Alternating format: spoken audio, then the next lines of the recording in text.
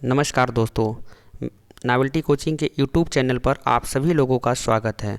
मैं विवेक सिंह आप लोगों के बीच जीके सीरीज़ का दूसरा पार्ट लेकर के आया हूं, जिसमें मैं टॉप 20 क्वेश्चन आप लोगों को कराऊंगा और उसका डिटेल एक्सप्लेनेशन दूंगा, जिससे आप लोगों का 40 से 50 क्वेश्चन ईजिली तैयार हो जाए। और ये सभी क्वेश्चन आपके हर वनडे एग्ज़ाम के लिए बेहद उपयोगी हैं, चाहे UPSI, UPT plus PET, SSC GD, UPP, army, कोई भी तैयारी आप कर रहे हैं उसमें विशेष रूप से उपयोगी हैं। और क्वेश्चन पर चलने से पहले आप सभी लोगों से रिक्वेस्ट है कि जो भी हमारे चैनल को पहली बार देख रहे हैं वो प्लीज़ लाइक और सब्सक्राइब और शेयर कर दीजिए। और हमारे डिस्क्रिप्शन बॉक्स में जो है आपको डेली करंट अफेयर्स और स्टैटिक जीके और इम्पोर्टेंट लेख का लिंक है, जिससे आप लोग जुड़ करके डेली करंट अफेयर्स अपना तैयार करते रहिए और इम्पोर्टेंट स्टैटिक जीके और लेख भी तैयार करते रहिए। चलिए हम पहले क्वेश्चन पर चलते हैं। निम्नलिखित में से कौन सी संयुक्त राष्ट्र की आधिकारिक भाषा नहीं है? तो जापानी आधिकारिक भाषा नहीं है। संयुक्त राष्ट्र की 6 आधिकारिक भाषा होती हैं: स्पेनिश, फ्रेंच, अंग्रेजी, चीनी, अरबी और रूसी। संयुक्त राष्ट्र संघ की स्थापना 24 अक्टूबर 1945 को हुआ था, द्वितीय विश्व युद्ध के बाद। इसीलिए प्रत्येक वर्ष 24 अक्टूबर को यूनाइटेड नेशन डे मनाया जाता है। इसमें कुल 5 स्थायी और 10 अस्थायी सदस्य हैं। 5 स्थायी सदस्यों में चीन, रूस, अमेरिका, फ्रांस और ब्रिटेन है। ये पांचों स्थायी सदस्य हैं जिनको वीटो का अधिकार मिला हुआ है। उसके अलावा इसमें कुल 193 सदस्य हैं, जिसमें सबसे लास्ट में दक्षिणी सूडान जुड़ा है। यूनाइटेड नेशन का मुख्यालय अमेरिका के न्यूयॉर्क शहर में है। चलते हैं हम दूसरे क्वेश्चन पर। गुरु ग्रंथ साहिब की रचना किसने की थी? गुरु ग्रंथ साहिब की रचना अर्जुन देव ने की थी। ये सिखों के 5वें गुरु थे। और गुरुमुखी लिपि जो की रचना गुरु अंगद ने किया था। और सिख धर्म की स्थापना गुरु नानक जी ने किया था। हम चलते हैं, देखते हैं सिखों में कुल 10 गुरु हुए, उनको लाइन से देखते हैं। पहले थे नानक, दूसरे थे गुरु अंगद, तीसरे गुरु अमरदास। इन्होंने ही अमृतसर में स्वर्ण मंदिर, तालाब और मंदिर की स्थापना किया था। चौथे थे गुरु रामदास, 5वें गुरु अर्जुन देव, 6वें थे हरगोविंद, 7वें थे हरिराय, 8वें हरिकिशन, 9वें तेग बहादुर और 10वें गुरु गोविंद सिंह। गुरु गोविंद सिंह ने खालसा पंथ की स्थापना किया था।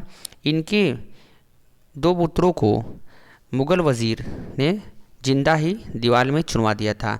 और गुरु तेग बहादुर को इस्लाम न मानने के कारण औरंगज़ेब ने इनकी हत्या करवा दिया था। तो ये सभी question exam point of view से इम्पोर्टेंट हैं। अगले क्वेश्चन पर हम लोग चलते हैं।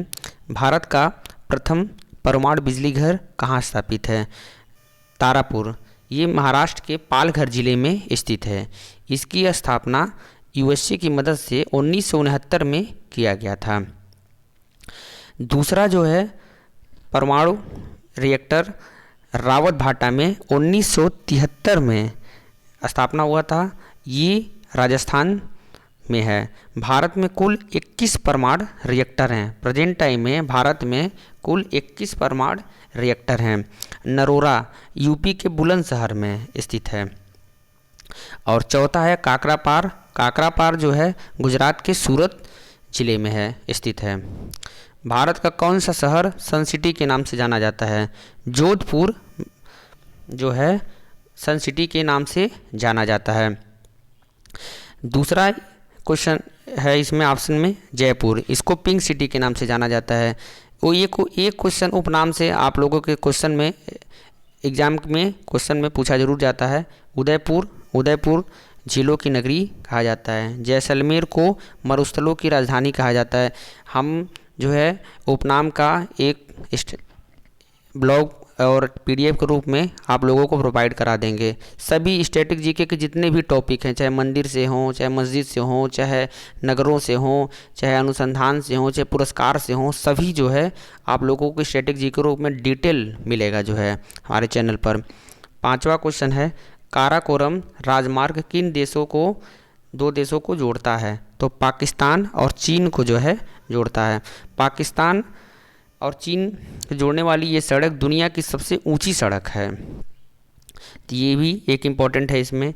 अगला क्वेश्चन देखते हैं, भारत के किस एकमात्र राज्य की राजभाषा अंग्रेज़ी है? तो नागालैंड जो है उसकी एक मात्र ऐसा राज्य है हम लोग का जिसकी राजभाषा जो है अंग्रेज़ी है। सिक्किम की राजभाषा नेपाली है। यहाँ अधिकतर नेपाली बोली जाती है क्योंकि इसका अधिकांश बॉर्डर जो है नेपाल के पास है, और दूसरी भाषा जो है अंग्रेज़ी है। गोवा, इसकी ऑफिशियल लैंग्वेज कोंकणी है, बोला जाता है। गोवा की राजधानी पणजी है। तीसरा है मिज़ोरम की ऑफिशियल लैंग्वेज जो है मिज़ो है, और दूसरी भाषा जो है अंग्रेज़ी बोली जाती है। चलते हैं हम अगले क्वेश्चन पर। 7वां क्वेश्चन है, भारत के सर्वोच्च नागरिक सम्मान भारत रत्न से सम्मानित होने वाला पहला विदेशी कौन था? तो खान अब्दुल गफ्फार खान जो है पहले विदेशी ऐसे थे जिन्हें भारत रत्न दिया गया था। खान अब्दुल गफ्फार खान को सीमांत गांधी भी कहा जाता है, इनको उपाधि दी गई है। ये भी एग्जाम पॉइंट ऑफ व्यू से बहुत इंपॉर्टेंट है। नेल्सन मंडेला दूसरे व्यक्ति थे जिन्हें भारत रत्न से सम्मानित किया गया था। ऐसे विदेशी थे। ये जो है नोबेल पुरस्कार भी विजेता रहे हैं, और इन्होंने श्वेत और अश्वेत की लड़ाई में काफ़ी दिनों जेल में बिताया और साउथ अफ्रीका के राष्ट्रपति भी बने। मदर टेरेसा मैसिडोनिया की नागरिक थी, लेकिन 1950 में इन्होंने इंडिया की नागरिकता ले ली, और ये अनाथ बच्चों और गरीब बच्चों और शोषित बच्चों को सहारा देने और उनकी चैरिटी के लिए काम करती थी। 1979 में इनको शांति का नोबेल पुरस्कार मिला, और 1980 में भारत रत्न भी इन्हें दिया गया। चलते हैं अगले क्वेश्चन पर। 4th स्टेट के नाम से किसको जाना जाता है? 4th स्टेट के नाम से प्रेस को जाना जाता है। जैसे कहा जाता है कि भारत में 3 मुख्य स्टेट हैं, पिलर्स हैं, जैसे कार्यपालिका, विधायिका और न्यायपालिका। उसके बाद 4th स्टेट जो पिलर है उसे हम प्रेस को मानते हैं। चलिए अगला क्वेश्चन हम देखते हैं, किसको गज़लों का जनक कहा जाता है? अमीर खुसरो को गज़लों का जनक कहा जाता है। इन्होंने ही खड़ी बोली का आविष्कार किया जाता है, और इनको हिंद का तोता भी की उपाधि मिली हुई है। ये जो है 8 सुल्तानों का शासन देखे थे, और ये जो इनके नाम पर बहुत सारी चीज़ें उपलब्ध हैं। जैसे इनको सितार का जनक भी कहा जाता है। तो ये सभी क्वेश्चन जो है एग्जाम पॉइंट ऑफ व्यू से बहुत इंपॉर्टेंट है। इनको सितारों का जनक भी कहा जाता है। 8 सुल्तानों का शासन कौन से कवि ने देखा था? तो अमीर खुसरो ने देखा था। खड़ी बोली का आविष्कार अमीर खुसरो ने किया था। हिंद का तोता किसे कहा जाता है? अमीर खुसरो को कहा जाता है। कबीर जो है निर्गुण धारा के बहुत ही प्रसिद्ध कवि माना जाता है इनको। इनकी सारी रचनाओं का जो संग्रह है वो बीजक में है, और बाड़ियों का जो है संग्रह जो है साखी, सबद और रमैनी जो बीजक के रूप में उपलब्ध है। बीरबल का नाम महेश दास था। इनको बीरबल की उपाधि जो है अकबर के दरबार में मिली थी। ये अकबर के नवरत्नों में शामिल थे। निम्नलिखित में से कौन सी एक सदिश राशि है? तो संवेग जो है वो सदिश राशि है। जिन राशियों में परिमाण मतलब मात्रा और दिशा दोनों होता है उसे सदिश राशि कहते हैं। जैसे वेग, बल और संवेग, इनको क्या कहते हैं? सदिश राशि। और जिसमें सिर्फ परिमाण या दिशा होती हैं उनको जो है हम लोग क्या कहते हैं? अदिश राशि कहते हैं। सिर्फ एक होता है, जैसे दाब, ऊर्जा, कार्य, ये सब क्या हैं? अदिश राशि हैं। अकबर के शासनकाल में पुनर्गठित केंद्रीय प्रशासन तंत्र के अंतर्गत कौन सा सैनिक विभाग का प्रमुख था? तो अकबर के शासनकाल में मीर बख्शी जो है वो शासन का प्रमुख था। सॉरी, मीर बख्शी जो है सैन्य शासन का प्रमुख था। ये जो है सेना का संचालन देखता था। और जो दीवान वित्त एवं राजस्व विभाग का प्रमुख था। दीवान जो है ये भी एक इम्पोर्टेंट पद था जो वित्त और राजस्व विभाग का प्रमुख था। और मीर बख्शी जो है वो सैन्य शासन के पूरे मामलों को देखता था। अगला क्वेश्चन है, ठगों के दमन में निम्नलिखित में से कौन सा संबंध है? तो ठगों के दमन में कैप्टन स्लीमैन जो है ठगों के दमन में थे। ये लॉर्ड विलियम बेंटिक के शासनकाल में ठगों को उन्मूलन किए थे। अगला क्वेश्चन है, अलमाटी बांध किस नदी पर है? तो अलमाटी बांध कृष्णा नदी पर स्थित है। कृष्णा दक्षिण की एक इम्पॉर्टेंट नदी है, उस पर अलमाटी बांध है। गोदावरी जो है दक्षिण भारत की सबसे लंबी नदी है। इसको प्रायद्वीपीय भारत की सबसे लंबी नदी माना जाता है। और दक्षिण की गंगा बूढ़ी गंगा भी कहा जाता है। इस पर श्री राम सागर बांध बना हुआ है। दूसरा है कावेरी पर मैतूर बांध बना हुआ है। ये सभी एग्जाम पॉइंट ऑफ व्यू से बहुत इंपॉर्टेंट है। महानदी जो है इस पर हीराकुंड बांध है जो भारत का सबसे बड़ा बांध माना जाता है। अगला क्वेश्चन है, अल्फा क्रिएटिन एक प्रोटीन है जो किस में उपस्थित होता है? तो अल्फा क्रिएटिन जो है वो ऊन में भी उपस्थित होता है और ये रक्त में भी होता है, लेकिन इसमें जो है सबसे अधिक किस में होता है? ऊन में होता है। तो हम लोग जो ऑप्शन में अगर दोनों आ जाएंगे तो हम ऊन को मानेंगे, ठीक है ना। चलिए आगे देखते हैं, निम्नलिखित में से किस एक का अधिकतम ईंधन मान होता है? तो सबसे अधिक ईंधन मान किसका होता है? हाइड्रोजन का होता है। हाइड्रोजन का सबसे अधिक ईंधन मान होता है। अगला क्वेश्चन देखते हैं, निम्नलिखित में से निम्न युग्मों में कौन सा एक सही सुमेलित है? इनमें से टीक जम्मू कश्मीर में ये नहीं होगा, क्योंकि टीक जो है वो पंजाब से लेकर के झांसी तक के क्षेत्र में पाया जाता है। देवदार वृक्ष जो है वो जम्मू कश्मीर, उत्तराखंड और हिमाचल प्रदेश में पाया जाता है, मध्य प्रदेश में नहीं पाया जाता है। तो इसलिए ये भी गलत हो जाएगा।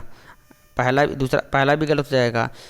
तीसरा जो है चंदन जो है कर्नाटक में पाया जाता है। चंदन के वृक्ष जो है मुख्यतः कर्नाटक में पाए जाते हैं। हम लोग का चौथा ऑप्शन सही है। सुंदरी वृक्ष जो है पश्चिम बंगाल में पाए जाते हैं। ये सुंदरबन डेल्टा में अधिकतर पाए जाते हैं। सुंदरबन डेल्टा में ये ज़्यादा पाए जाते हैं। अगला क्वेश्चन देखते हैं, निम्नलिखित में से कौन सा एकल नृत्य होता है? निम्नलिखित में से कौन सा एकल नृत्य होता है? तो हमारा आंसर है कुंचिपुड़ी जो है वो एकल नृत्य होता है। ये आंध्र प्रदेश का शास्त्रीय नृत्य है। इसमें मुख्यतः पुरुषों के द्वारा किया जाता है। भारतनाट्यम जो है वो तमिलनाडु का नृत्य है। मोहिनी अट्टम जो है वो केरल का है। ये सब शास्त्रीय नृत्य है। इसके बारे में मैं आप लोगों को डिटेल जानकारी दूंगा। इसमें कैसे मुद्रा होती हैं, ये कब इसकी स्थापना हुई थी, इसके कौन प्रमुख कलाकार हैं, इन सभी चीज़ों के बारे में हम आप लोगों को जो है पीडीएफ और वीडियो प्रोवाइड कराएंगे। उड़ीसा का क्या होगा? उड़ीसी। ये सभी शास्त्रीय नृत्य हैं। अगला क्वेश्चन हम लोग देखते हैं, गुप्त शासकों द्वारा जारी किए गए चांदी के सिक्के क्या कहलाते थे? गुप्त शासकों द्वारा जारी किए गए चांदी के सिक्के रूपक कहलाते थे। कहीं कहीं इसका आंसर पढ़ दिया हुआ है, लेकिन अगर आ जाए एग्जाम में आपके आंसर में तो आप रूपक मारेंगे। चांदी के जो सिक्के होते थे गुप्त शासकों में उनको रूपक कहा जाता था। और जानकारी के लिए मैं बता दूं आप लोगों को, गुप्त शासकों में दिनार चलता था। दिनार जो होते थे वो सोने के सिक्के होते थे। तो आपके एग्जाम में अगर आ जाए कि दिनार क्या होते थे, तो गुप्त शासकों द्वारा चलाए गए सोने के सिक्के होते थे। और गुप्त शासकों द्वारा चांदी के रूपक दिनार, सोने के सिक्के और तांबे के जो सिक्के होते थे उनको मासक कहा जाता था। जो तांबे के सिक्के होते थे उनको मासक कहा जाता था। क्या होता था? मासक याद रख लीजिएगा, मासक कहे जाते थे। और पड़ जो था वो जो है वो भी एक चांदी का ही सिक्का था, लेकिन बहुतायत रूप से रूपक ही पाया जाता है। और कासारपड़। कासारपड़ जो है ये मौर्य और मौर्योत्तर काल में चलते थे। इनको आहत सिक्के और पंचमार्क सिक्के भी कहा जाता है। तो पूछता है कि आहत सिक्के और पंचमार्क सिक्के किसे कहा जाता है, तो कासारपड़ को कहा जाता है। अगला क्वेश्चन हम लोग देखते हैं, भूपर्पटी पर द्रव्यमान प्रतिशत के रूप में निम्नलिखित में से कौन सा एक सर्वाधिक मात्रा में पाया जाता है। तो सर्वाधिक मात्रा में जो है ऑक्सीजन पाया जाता है भूपर्पटी में। और दूसरे नंबर पर सबसे अधिक पाया जाता है सिलिकॉन। सिलिकॉन जो है दूसरे नंबर पर सबसे अधिक पाया जाने वाला है। अंतिम क्वेश्चन देखते हैं हम आज का, संसद के दोनों सदनों की अध्यक्षता कौन करता है। संसद की दोनों सदनों की अध्यक्षता जो है लोकसभा स्पीकर करता है। लेकिन आर्टिकल 108 के तहत ज्वाइंट सेशन जो संयुक्त अधिवेशन होता है वो राष्ट्रपति बुलाता है और लोकसभा अध्यक्ष जो है उसकी अध्यक्षता करता है। राष्ट्रपति की नियुक्ति अनुच्छेद 52 के तहत होती है। राष्ट्रपति की नियुक्ति जो है अनुच्छेद 52 के तहत होती है। प्रधानमंत्री जो होता है वो मंत्रिपरिषद का प्रधान होता है और इसकी नियुक्ति जो है अनुच्छेद 74 के तहत किया जाती है। राज्यसभा जो सभापति होते हैं वो भारत के उपराष्ट्रपति जो होते हैं वही जो है राज्यसभापति का जो है कार्यभार संभालते हैं। अनुच्छेद 63 के तहत भारत के उपराष्ट्रपति का निर्वाचन होता है, नियुक्ति होती है। और लोकसभा स्पीकर जो है प्रेजेंट टाइम में ओम बिरला हैं जो 17वीं लोकसभा के अध्यक्ष हैं। और इस समय राष्ट्रपति रामनाथ कोविंद हैं, ये तो सभी लोग जानते होंगे। लेकिन इम्पॉर्टेंट ये है कि ये किस नंबर के हैं, तो ये 14वें नंबर के प्रेसिडेंट हैं। ठीक है, तो इसी के साथ आप लोगों को आज का जो है सेशन समाप्त होता है। और आप सभी लोगों से रिक्वेस्ट है कि आप हमारे चैनल को लाइक और सब्सक्राइब करिए और शेयर कर दीजिए, और अधिक से अधिक जो है शेयर करके इसको अन्य लोगों को लाभ पहुंचाएं। धन्यवाद।